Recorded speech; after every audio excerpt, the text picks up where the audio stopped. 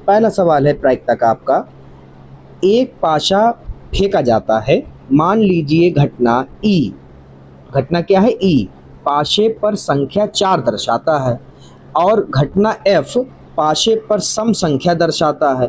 क्या ई और एफ परस्पर अपवर्जी हैं? तो अपवर्जी क्या होता है पहले तो उसको समझ लो बच्चों, ठीक है। यहाँ पे लिखना कि परस्पर अपवर्जी घटनाओं के लिए, घटनाओं के लिए क्या होना चाहिए, इसमें हमने पहली घटना को माना है ई और दूसरी घटना को माना है एफ, जो कि प्रश्न के अकॉर्डिंग दे रखा है। तो ई इंटरसेक्शन एफ होना चाहिए और ये ई इंटरसेक्शन एफ का जो आंसर आए वो आपका रिक्त समुच्चय आए। क्या है? रिक्त समुच्चय, मतलब कि दोनों ही ना मिले, ठीक है। अब इसको कैसे करते हैं आइए आपको बताते हैं सवाल में। तो इसमें बच्चों सबसे पहले जो है हम एक बना लेते हैं पाशा, ठीक है। मान लीजिए कि ये वो पाशा है आपका, इसमें लिखते हैं ये पाशा है और इसमें जो नंबर होते हैं वो आपको पता है कि क्या होता है, 1 होता है, 2 होता है, 3 होता है, 4 होता है, 5 होता है और ये 6 होता है। तो यहाँ पे लिख लेते हैं 1 2 3 4 5 और 6, ठीक है। तो यहाँ पर हम मानते हैं कि माना, जो कि प्रश्न में कह रहा था उसे हम मान लेते हैं, माना कि जो ई है, ई का मतलब क्या इसमें कहा गया, ई का मतलब कहा गया है आपसे, ई का मतलब यहाँ पर दर्शाया गया कि घटना जो ई है पाशे पर संख्या 4 दर्शाती है। क्या दर्शाती है? 4, सिर्फ और सिर्फ किसको दर्शाएगी? 4 को। तो मान लेते हैं वो घटना क्या है? 4 है।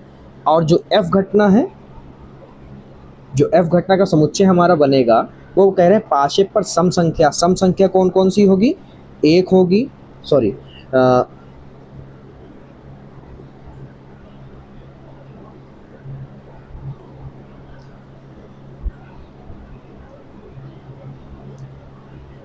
एफ घटना जो होगी, आपके क्वेश्चन में कह रहा कि घटना एफ जो है पाशे पर सम संख्या दर्शाती है। तो सम संख्या हमारी कौन सी है पाशे पे? 2 है, 4 है और 6 है, ठीक है।